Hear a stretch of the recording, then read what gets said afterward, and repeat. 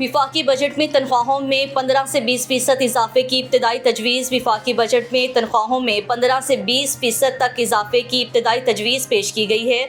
ज़राए वज़ारत ख़ज़ाना के मुताबिक ब्यूरोक्रेसी के मोनेटाइजेशन पॉलिसी में 40,000 से 60,000 रुपये इजाफे की तजवीज़ है, जबकि ग्रेड 20 तक के अफसरान के लिए मोनेटाइजेशन 65,000 रुपये से बढ़ाकर 1,05,000 रुपये करने की तजवीज़ है।